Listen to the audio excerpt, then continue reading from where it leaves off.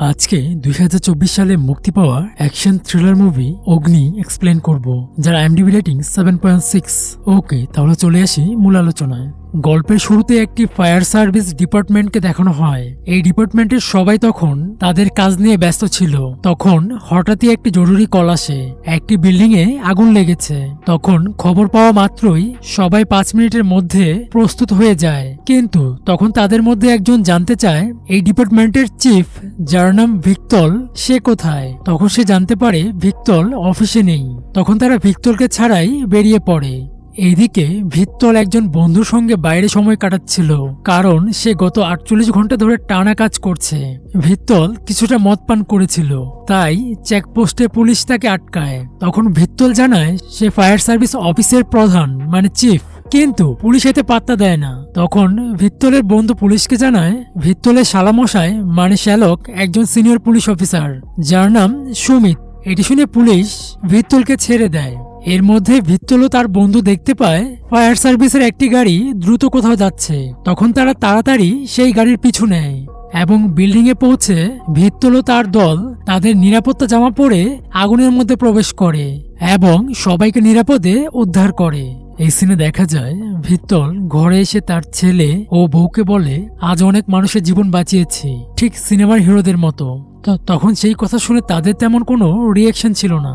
মানে ভিত্তলের ছেলে তার বাবার থেকে পুলিশদের বেশি পছন্দ করে।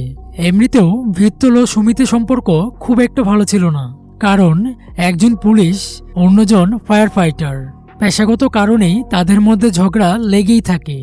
পরের দিন ভিত্তল অফিসে যায় এবং তার কাজ চালিয়ে যায়।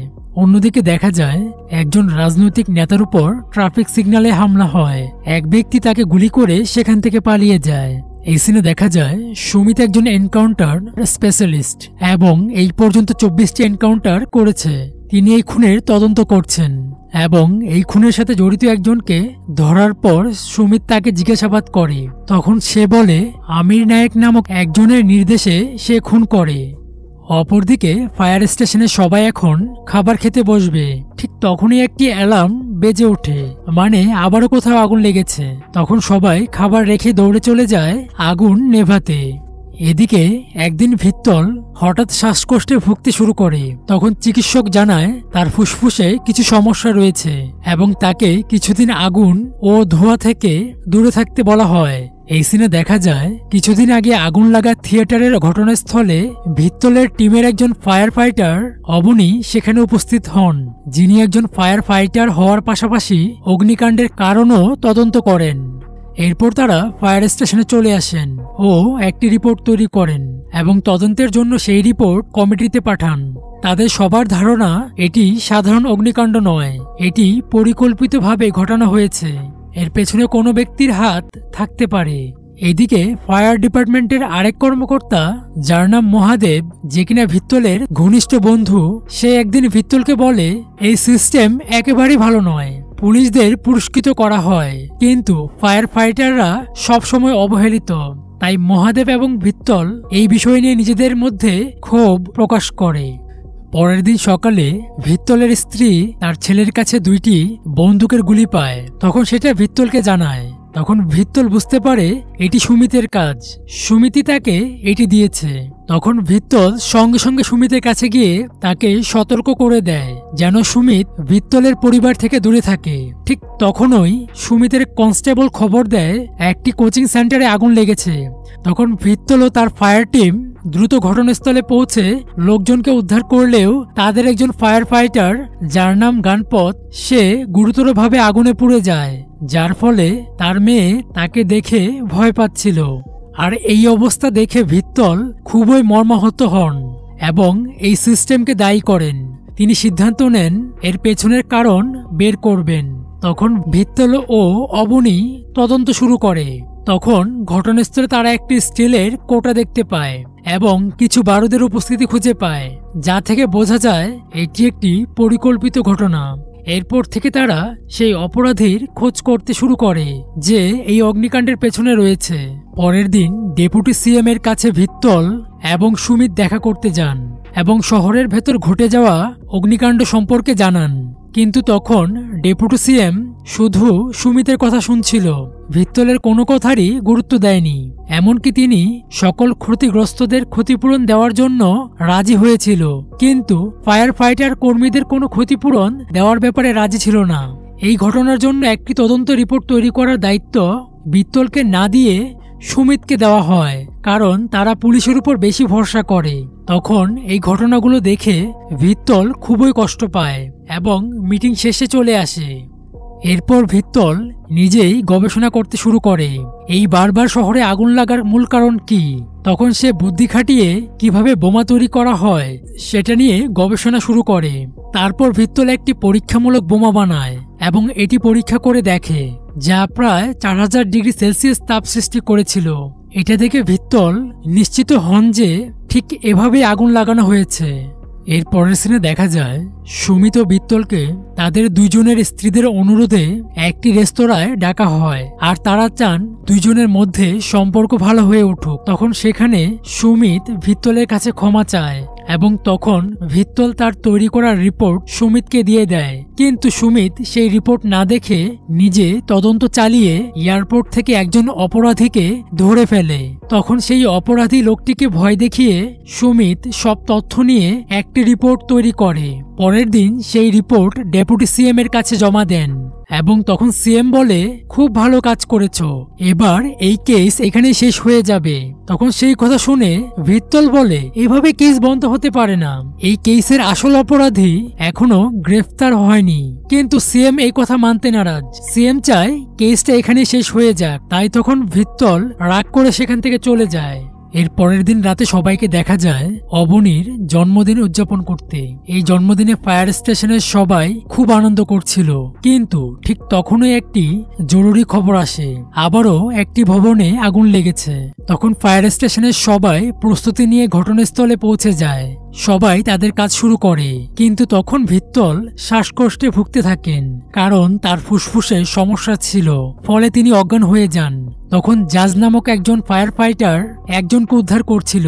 তখন সে অন্য একজন ফায়ার ফাইটারের ব্যাগ থেকে একটি টিনের কোটার বোমা পড়তে দেখতে পায়। ঠিক তখনই সে সেই লোকটার পিছু নেয়। তখন সেই লোকটা তাকে লাথি মেরে নিচে ফেলে দেয় এবং ভেতরে গিয়ে ইলেকট্রিক সুইচ বোর্ডে আগুন ধরিয়ে দেয়। তখন সাথে সাথে পুরো বিল্ডিং এ আগুন ধরে যায় এবং বড় ধরনের বিস্ফোরণের সৃষ্টি হয়। আর তখনই এই বিল্ডিং থেকে একজন লোককে বেরিয়ে আসতে দেখা যায়, আর এই সেই লোক যে একের পর এক শহরে আগুন লাগাচ্ছে। এর নাম মহাদেব। ইনি এই ফায়ার ফাইটার সদস্যদের একজন। কেউ ভাবতেই পারবে না এই গল্পের মেন ভিলেন সে। যাই হোক, এই অগ্নিকাণ্ডে ফায়ার ফাইটার জ্যাস গুরুতরভাবে পুড়ে যায়। অন্য সবাইকে উদ্ধার করা গেলেও জ্যাসকে বাঁচানো যায়নি। পরের সিনে দেখা যায় মহাদেব সমাধির কাছে এসে ভিত্তলকে বলে, একদিন আমাদের সবারই এই পরিণতি হবে। আমাদের মতো মানুষরা এই সিস্টেমের কারণে ধ্বংস হয়ে যাবে।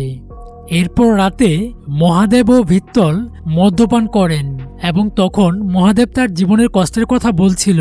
মহাদেব বলে তার বাবা ও ভাই ফায়ার ফাইটার ছিলেন এবং তারা দুজনই মারা যান। তাদের মৃত্যু খুবই মর্মান্তিক ছিল। তাদের মৃত্যুর সময় কাউকে তখন পাশে পাইনি, এমনকি আমার ভাই ও বাবা মারা যাওয়ার পর শেষকৃত্যের সময়ও কেউ আসেনি। এমনকি যাদেরকে বাঁচাতে আমার বাপ ও ভাই প্রাণ দিয়েছে তারাও আসেনি। মহাদেব আরো বলে, যারা আগুনের সঙ্গে লড়াই করে তারা অমর হয়ে থাকে। এরপর আমরা দেখি মহাদেব তার বাবা ও ভাইয়ের ছবির সামনে দাঁড়িয়ে আছে। সে বলছে আগামীকাল একটি বড় অনুষ্ঠান হবে, আর ওই অনুষ্ঠানে সুমিতকে একটি পুরস্কার দেওয়া হবে। সেখানে রাজনীতিবিদ ও পুলিশ কর্মকর্তারা উপস্থিত থাকবেন। আমি সেখানে একটি বড় বিস্ফোরণ ঘটিয়ে তাদের সবাইকে শেষ করে দিব, কারণ আমি এই পুরো সিস্টেমের বিরোধিতা করি। পরের দিন অবনী পত্রিকায় কিছু অদ্ভুত বিষয় লক্ষ্য করে। সে দেখে যেদিনই দুর্ঘটনা ঘটে সেদিন পত্রিকায় একটি শুভেচ্ছা বার্তা প্রকাশিত হয়। ওই বার্তার নিচে ফায়ার ডিপার্টমেন্টের একজন কর্মকর্তার ছবি থাকে এবং সেখানে লেখা থাকে, যারা আগুনের সঙ্গে লড়াই করে তারা অমর। অবনী যখন এই বিষয়টি ভিত্তলের কাছে বলে, সে পুরোপুরি হতবাক হয়ে যায়, কারণ এই একই কথা সে গত রাতে মহাদেবের মুখে শুনেছিল। অন্যদিকে মন্ত্রণালয়ে ইভেন্ট শুরু হয়ে গেছে। সেখানে অনেক রাজনীতিবিদ ও পুলিশ কর্মকর্তা উপস্থিত ছিল। আজকে সুমিতকে পুরস্কার দেওয়া হবে। তখন অনুষ্ঠান চলাকালীন সময় সঞ্চালক সবার ফোন বন্ধ করতে বলেন, যাতে সবার মনোযোগ পুরোপুরি অনুষ্ঠানের দিকেই থাকে। তাই সবাইকে অনুরোধ করে মোবাইল ফোন বন্ধ করে দিতে। এইদিকে ভিত্তল চলে আসে মহাদেবের অফিসে এবং বিভিন্ন ছবি দেখে তদন্ত করে বুঝতে পারে এই সকল ঘটনার পেছনে মহাদেবই রয়েছে। এই মহাদেব সব জায়গায় আগুন লাগাচ্ছে। তখনই সেখানে একজন অফিসার আসে আর বলে, ভিত্তল স্যার, মহাদেব স্যার তো মন্ত্রণালয়ের অনুষ্ঠানে গিয়েছে, আপনি এখনো যাননি। তখন এটা শুনে ভিত্তল দ্রুত সেখান থেকে চলে আসে। অন্যদিকে মহাদেব আগে থেকে চলে আসে অনুষ্ঠানে এবং ওয়াশরুমে এসে মহাদেব সুমিতকে বলে, অভিনন্দন স্যার। তখন সুমিত বলে, আরে অনুষ্ঠান শুরু হোক, তারপর অভিনন্দন জানিও। তখন মহাদেব বলে, স্যার, বলা তো যায় না, আর দেখা নাও হতে পারে, তাই আগেই জানিয়ে দিলাম। এই কথা শুনে সুমিত সেখান থেকে চলে যায়। আর ঠিক তখনই মহাদেব প্রথমে একটি বোমা ওয়াশরুমে রেখে চলে যায়। এইদিকে অনুষ্ঠানের সময় ভিত্তলের ছেলে টয়লেটে যাওয়ার জন্য মাকে জানায় এবং সে একাই টয়লেটে যাওয়ার জন্য সেখান থেকে বেরিয়ে আসে। এদিকে মহাদেব টিনের বোমা একের পর এক জায়গায় রাখতে থাকে। ঠিক তখনই ভিত্তলের ছেলে মহাদেবের এই কাজ দেখে ফেলে। তখন মহাদেব তাকে অপহরণ করে মুখে ট্যাপ মেরে একটি ঘরে আটকে রাখে। অন্যদিকে অনুষ্ঠানের মধ্যে ভিত্তল বারবার ফোন করার চেষ্টা করে, কিন্তু কারোর ফোনে চালু নেই। তাই সে মহাদেবের কাছে সরাসরি ফোন করে এবং ভিত্তল তাকে বোঝানোর চেষ্টা করে যে এইসব করার দরকার নেই। কিন্তু মহাদেবের যুক্তি, আমার বাবা এবং ভাই এভাবেই মারা গেছে, তাই আরেকবার এভাবে মানুষ মরলে ক্ষতি কি? আর তোর যদি মানুষকে বাঁচানোর এত ইচ্ছা থাকে, তুই তোর নিজের ছেলেকে বাঁচিয়ে নে। এই বলে ফোন রেখে দেয় এবং মহাদেব সেখান থেকে চলে যায়। তখন ভিত্তল তার ফায়ার টিমকে ফোন দিয়ে দ্রুত মন্ত্রণালয়ে অনুষ্ঠানে যেতে বলে। ঠিক তখনই অনুষ্ঠানের মধ্যে এক ভয়ানক আগুন লেগে যায়। তখন বেশিরভাগ মানুষকে বের করে আনা সম্ভব হলেও ভিত্তলের ছেলে তখনও একটা রুমে আটকে থাকে। তখন ভিত্তল ঘটনাস্থলে এসে তার ছেলেকে বাঁচাতে ছুটে যায়। যখন আগুন তার ছেলের কাছে পৌঁছাতে থাকে, ঠিক তখনই ভিত্তল হিরোর মতো উপস্থিত হয় এবং তাকে বাঁচায়। ভিত্তলের ছেলে এতদিন তাকে হিরো মনে করত না, কিন্তু আজ তার বাবাকে সুপার হিরো হিসেবে দেখতে শুরু করে। অন্যদিকে আমরা দেখি মহাদেব নিজেকে আগুনে ফেলার চেষ্টা করছে। তখন ভিত্তল ও সুমিত তাকে বোঝাতে চেষ্টা করে, কিন্তু মহাদেব কিছুতেই কোনো কিছুই বুঝতে চাচ্ছিল না। তখন সুমিত তাকে গুলি করে। এরপরও এক ভয়ানক বিস্ফোরণ ঘটে। এতে ভিত্তল ও সুমিত গুরুতর আহত হয়। তবে ভিত্তল সুমিতকে বাঁচিয়ে আনতে সক্ষম হয় এবং সুমিতকে নিয়ে বাহিরে আসার পর সাংবাদিকরা সুমিতের সাক্ষাৎকার নিতে চায়। তবে সুমিত বলে, এবারের হিরো আমি নই, হিরো হলো ভিত্তল। তখন সে ভিত্তলকে সম্মান জানায় এবং স্যালুট করে। তখন সেই সাথে উপস্থিত সবাই ফায়ার ফাইটারদের সম্মান জানায় তাদের মহান কাজের জন্য। এই দৃশ্য দেখে ভিত্তলের পুরো পরিবার আনন্দিত হয়। আর এই সিনের মধ্য দিয়েই আজকের এই মুভিটি সমাপ্ত হয়। আজ বিদায় নিচ্ছি, দেখা হবে নতুন কোনো ভিডিওতে। ততক্ষণ চ্যানেলটি সাবস্ক্রাইব করে পাশেই থাকুন। ধন্যবাদ।